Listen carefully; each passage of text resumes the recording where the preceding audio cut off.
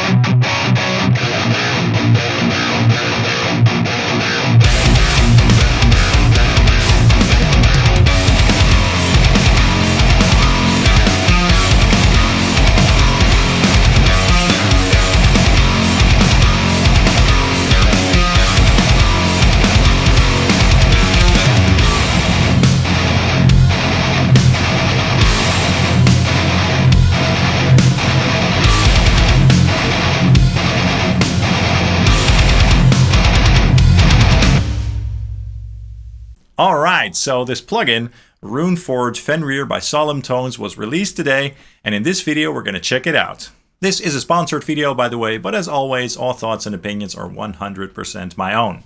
So what is this plugin about? Well, it's a very simple and easy to use modern high-gain amp sim plugin that you basically slap on your DI tracks and you're done. So when you load this onto your track, you should be able to get a great tone without any effort, basically. And all of the amp tones in this plugin were actually created with machine learning.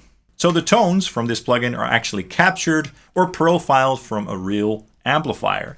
Now they do not state which amplifier they used, but I'm guessing that it's some form of EVH 5153 amplifier. And this amplifier was captured at Sandlane recording facilities over in this country, the Netherlands. And that studio is known for its work with bands like Epica, Powerwolf, and so this plugin actually does sound quite realistic since it's profiled or captured from an actual amplifier. So that's pretty cool, and it does make this plugin somewhat unique. And actually, when you dial in the gain settings on this amplifier, which goes in steps as opposed to going smooth, you actually switch between various captures of this amplifier with various gain stages. So the gain stages are very realistic. Now the layout of this amplifier is very simple. We have a gain control, a 3-band EQ, a presence control, and a level control. So again, very simple, but that was the goal here. No endless tweaking. Just slap it on your track and boom, you got a tone. So the controls are basically there to fine-tune that tone and to make it work with your guitar.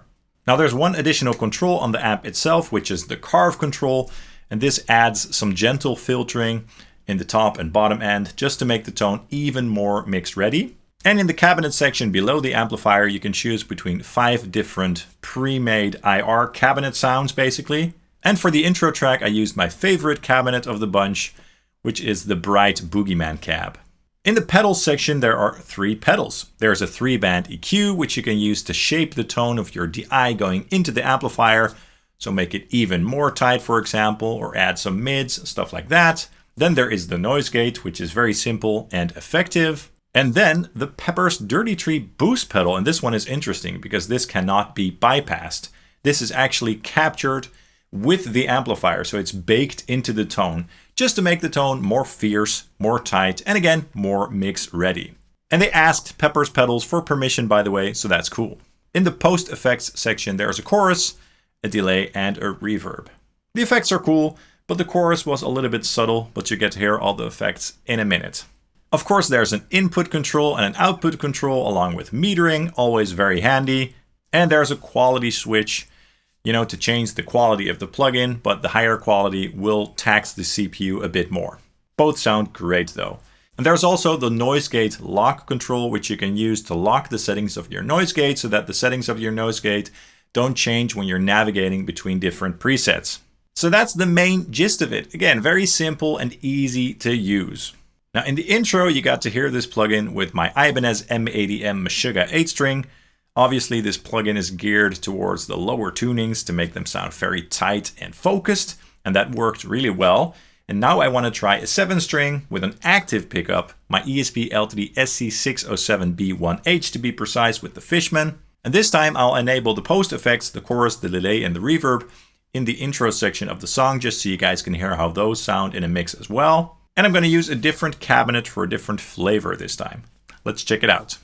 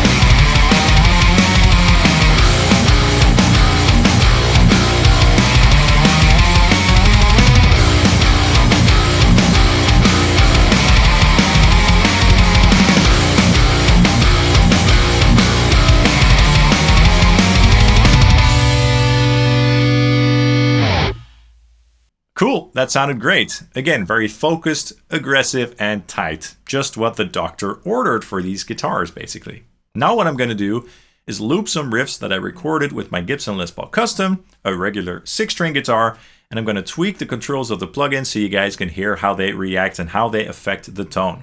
Check it out.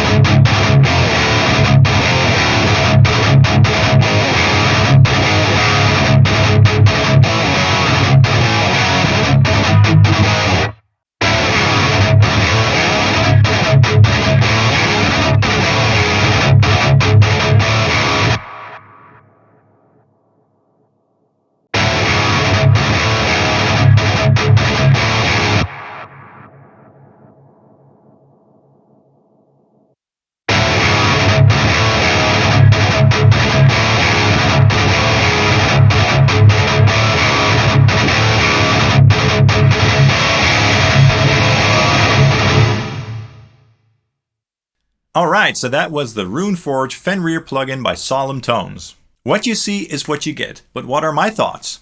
Well, it does the job as it's meant to. Again, you slap it onto your track and you're basically almost good to go. Maybe tweak the gain a little bit or tweak the input gain, stuff like that on the output level, but you should have a good tone within a couple of seconds basically. And it does sound like a modern metal amp setup. It's geared towards that and it works. And the tweaking options that you do have definitely allow you to tweak the tone and to shape the tone to your own liking and to make it your own. But it still will always sound like that amplifier with the Pepper's Dirty Tree boost pedal in front, of course. So it's not the most flexible or versatile plugin out there. You're not going to get this plugin if you want to get some classic rock Marshall tones or some beautiful Foxy or Fendery clean tones. No, this thing is meant for tight, modern metal tones. I also think that a lot of these plugins are starting to look the same in terms of the layout, very Neural DSP-like, if you know what I mean. And I can see why these plugin companies are doing that, because it's a layout that simply works and it sort of makes people think like, hey, that looks familiar, cool. But at the same time, it would be cool to see a little bit more originality here, you know, just to make these plugins stand out a little bit more in the crowd. But anyway, it's a cool sounding plugin and it works and it does the job. It does what it says on the tin. I'll put a link in the description below so you guys can check it out for yourself. That's all for this video. I hope you enjoyed it and that you found it useful. If you enjoyed it, please hit the like and subscribe buttons down below, as that really helps the channel out. I'd usually appreciate that. And you can also follow Sonic Drive Studio on Facebook and Instagram. Thank you guys so much for watching and hope to see you soon. Cheers!